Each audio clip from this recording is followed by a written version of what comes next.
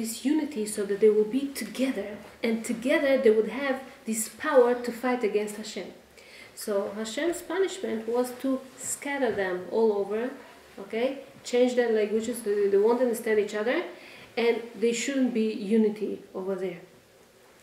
And Avraham from the other side says, I'm not sitting in one place. I keep going from place to place, from place to place, from place to place. And because of this, he inherited Israel, not them. Okay. Then it's interesting, speaks about the war that the 4 kings did against the 5 kings. What is this war all about? Why is it interesting us, the war that was there, the 4 against the 5? So they say that there were so many people, so many soldiers, 2.5 million soldiers that were gathered there to fight, and all this was to make Avraham come into this fight. Avraham didn't want to fight, but they took Lot as a hostage, and they wanted Avraham to run and rescue him. The whole idea of this war was to bring Avraham into this war. Interesting. And Avraham went with only his student, Eliezer. כתוב וירק את חניכיו, 380 people, but the gematria of the name Eliezer is 318, him and Eliezer. Because him and Eliezer, this war was against Hashem. And they were the 2 believers. They were the only one that could fight against those rebels. Another interesting thing between Avraham and Nimrod. It says that Eliezer was the son of Nimrod. Wow. And Eliezer left Nimrod, didn't believe in his father, came to be the most close person to Avraham Avinu. Isn't that like you know? It's so strong to see how Avraham was constantly, in a way, okay, opposite or fighting against Nimrod, or Nimrod against him. So why did Avraham care so much about Lot? Who cares? Okay, so he was captured, so what? Something interesting happens. After the war, it says, Avraham was able to win everybody, a lot of miracles happened to him, and then it says that they came to Emek Amelech, to this special valley of the kings, and all the kings of the world crowned Avraham to be Nesi Elokim V'Katzin, to be the king of all of them. You see? Nimrod is trying to be the king of everybody, with force, Avraham is not looking for that. And still, because he is such a kind person, because they really appreciate his personality, they make him, with their own will, their own king. See, sometimes we decide for ourselves all kind of decisions. I want this way. You have to think. See what power corrupted Nimrod. See, sometimes you believe in certain things. You think, oh, I know better than my husband. I know. Maybe you have to think about this. Maybe you're wrong. Maybe you have to change. Maybe you have to think it over. Because sometimes through good, through kindness, you go much better than with force. So it says that the whole idea of running after this Lot was to take out something good that will come out of his offsprings. King David is supposed to come from Lot. We know the story about his daughters and basically this is how the Mashiach, this is how King David came from Lot. And this is something that Avraham wanted to say very much. Rav Pesach Kron speaks about, if you know Rav Grossman in Israel, he had a grandfather that lived in Israel. There are many generations in Israel. And it was a difficult time back then, and he decided that he wants to go to America. Maybe it's going to be easier financially. He's going to find a job or whatever. So he takes this ship and he travels to America. It's many days being in a ship, many weeks sometimes. And he's there. And he had a very interesting custom. He kept the Shabbat very strong. Like all the time praying and learning and singing songs and enjoying Shabbat. Tries to make whatever time that he can to make the Shabbat special. So there was this, one of the people that were traveling with him looks at him, the whole Shabbat looks at him, and it admires him very much. He comes to him later on and tells him, listen, I saw how you kept the Shabbat so beautiful. I was very impressed. I'm a very rich man. His name was the Baron Rothschild. He tells him, ask me anything you want. I have a good mood. I want to grant you whatever you want. Mm-hmm. Oh, naturally, he thought, so much. Maybe if he's going to pay me a nice amount, I don't have to go to America. I'll stay in Israel, where my family is. Everything will be okay. But then he remembered his brother. He was one of the founders of this place in Israel. It's called Mishmar HaGvul. And as a new place, they start a new place. A lot of disease, a lot of troubles, a lot of problems. When you start a new place, they had this malaria going on over there. Malaria is a very not pleasant disease. And he tells him, if you find somebody that can help you, please send us. We need medicine, we need doctors, we need anything that you can do. So at that moment he thinks, what should I ask? My own thing? Or whatever my brother asked to help this place, North Israel. What should I do? He was debating. Then he tells him, my brother, he lives in this location, whatever. We need a lot of help. There's a malaria. If you can send doctors, nurses, equipment, medical assistants, anything, it will be very helpful. He tells him, okay. After about 4 months, he gets a letter from his brother in Israel. He tells him, you know something? Don't bother so much for us. We found a different way. All of a sudden, one day we get up in the morning, doctors, nurses come to us, a lot of boxes of medicine, and they opened out pharmacies, small little hospital over there. We got a lot of help, medical assistance we got. Everything is okay. Baruch Hashem, Baruch Hashem. We found a different source that was able to help us. Don't bother about us. Think about yourself. And the way Hashem helped us, Hashem will help you. Mm-hmm. The rumors are, he says, that the Baron of Rothschild helped us. So we're fine. Now you go and ask, find your own help for yourself. So in the first moment, he was so happy that he was able to help some other people without even them knowing that he's the one who sent the Baron Rothschild over there. Later on, he was thinking about this and he thought to himself, such a big nisayon. I really wanted something to myself, to ask something for myself. But the last moment I said, no, I'll ask for my brothers. I'll do something else. This is the difference here between Avraham and Lot. Mm-hmm. Avraham and Lot are coming from Egypt, going back to Israel. Lot is interested in that stone area. It's such a nice green place. It's so rich. It was a good place at that time. It was so rich. It was a nice, trees and fruits and minerals and stuff, whatever, in that area. He wanted this. Hello, the people there, they're wicked. You're going to have bad environment, bad influence. Don't live over there. No, I like this. I want money. It's more important. Avraham didn't look for these things. He went.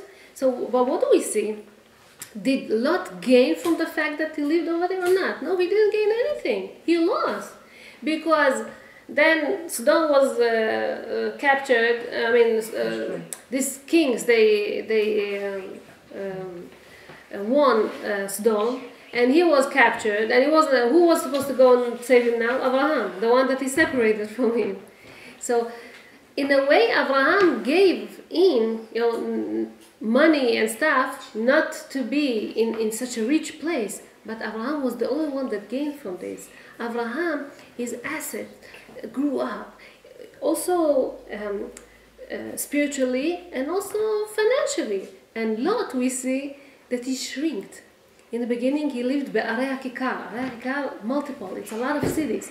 Then he came to Tzoar. Tzoar is a small place. Then he came to, it says, he lived in a cave. Kind of shrinking, not having anything else left for him. So basically, when you learn Torah, it's the best thing that can happen to you. Let's go back to Avraham and Nimrod.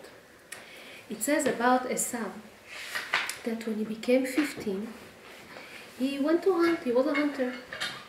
He went to hunt in that special, interesting forest. And over there he met Nimrod. And they start having a debate. Esau obviously didn't like Nimrod because Nimrod put his grandfather once in this fire. So, but then they met, and Esau tells him, "Why do you wear this special joma, this special clothing?" He tells him, "Why you show off?" And Nimrod tells him, "Why you want my clothing? Why are you asking?" So Esau tells him, "If I would like them, if I would want to take them, I would already fight and take it away from you." He tells him, "I'm a hero, I'm a strong man. You're nothing compared to me. Who you are, a 15-year-old boy," he tells him, Nimrod. Esau tells him, "You're old man, I'm young. Your power gets smaller and smaller now, weaker and weaker. I become stronger and stronger. If I'll fight, I'll win you." He tells him, "What are you talking about?" They start arguing and they start to fight. And it says that Esau won Nimrod and killed Nimrod. Okay, killed Nimrod, took from him this special joma. We know that he used to wear this certain, because he wanted all the animals to be afraid of him also, right? What happened the same day that Nimrod died? Avraham Avinu died. How come? We know that as he came home, Yaakov, he was cooking nazid adashim, this special food that you do for morning. Why? Why Avraham died the same day that Nimrod, his biggest enemy? Wow. It says that sometimes, I told you in the beginning, that difficulties are the things that are building us. As all his life, Avraham Avinu was fighting against Nimrod. Nimrod was his reflection, okay, to all the problems and the struggles of the world. And Avraham could have asked Hashem, "Please take away this person from me. Kill him. Do something. It's like a thorn that bothers me all the time. Just take it away." Avraham could have asked that, but he didn't. Why Hashem didn't take away Nimrod away from him in a young age? Because this Nimrod kept Avraham, okay, becoming more special and more special, working on his qualities, become better person, become more believer and more believer and more believer, right? Once Nimrod is dead, Avraham, in a way, kind of, I finished my job also, I have nothing to do. As long as Hashem keeps Nimrod, Avraham keeps fighting. There's no Nimrod, nothing. He doesn't need this anymore. He's finished. He's done. He's through. So difficulties are the things that build us. Yosef went through the same thing. Hashem had to bring him to Egypt to litzaref oto, to make him so pure, all right? And only then, okay, he would be able to continue on and cope. And the troubles that you go through, the bigger the reward that you get afterwards.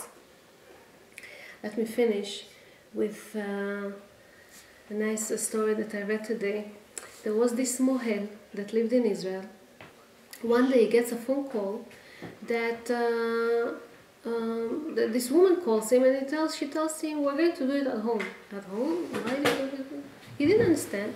So as he came over, very, very rich home, beautiful, not religious area at all, Parents are not religious, nothing. She tells him, my husband is at work already, and I'm going to work also. I have to be at work at 8 o'clock, so I'm leaving now. What do you mean? Where's the people? How do I do the brit? Who is the sandak? Nothing. We don't know anything. The babysitter will come in half an hour. And she left. What is he going to do now? So he starts to prepare the baby to the brit, bandages, this, that, whatever needed. And then he's supposed to be the Mohoel himself, the Sandak himself, the Koreh the Brachot, giving the name himself.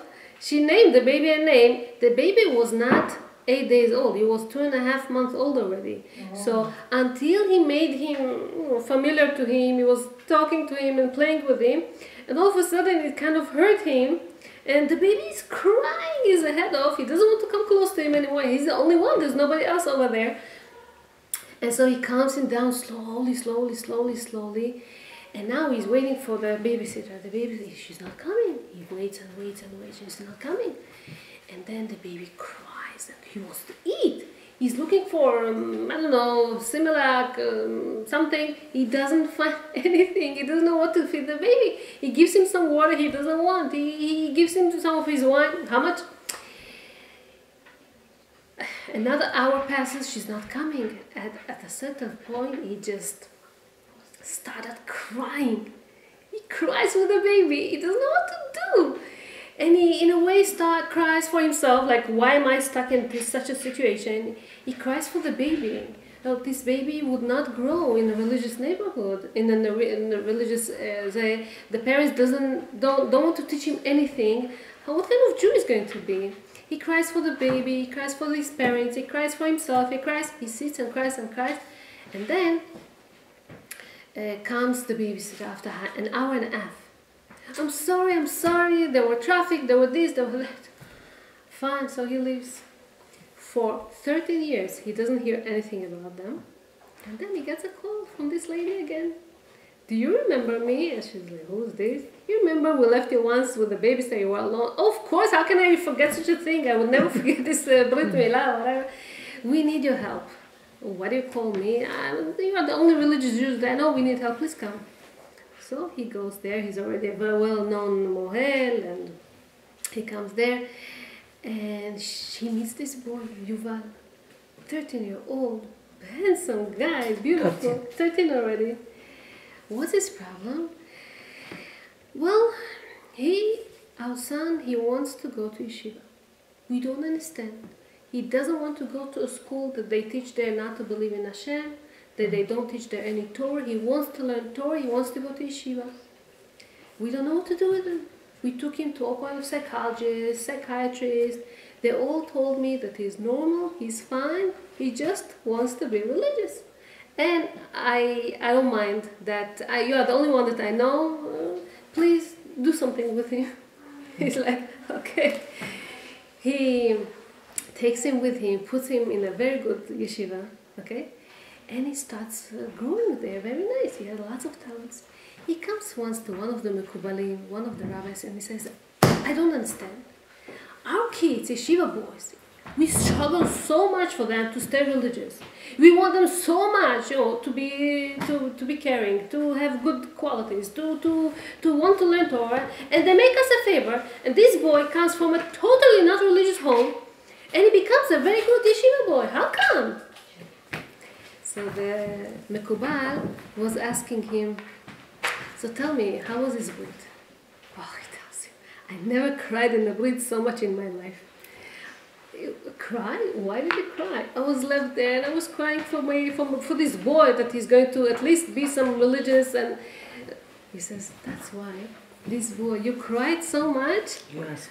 Right? And Hashem, not only you, Eliyahu is with you also. Eliyahu Navi is in every brit. Right? 3 of you, the baby, you and Eliyahu were crying. Hashem listened to your prayer and he became this yeshiva boy. So that's what we have to do. Continue praying to Hashem that we'll stay believing with lots of emunah, with lots of faith, with the struggles that we go through. And with Hashem, we were going to just grow and become better and better. Amen. Thank you so much. Thank you. Rabbi. Thank you.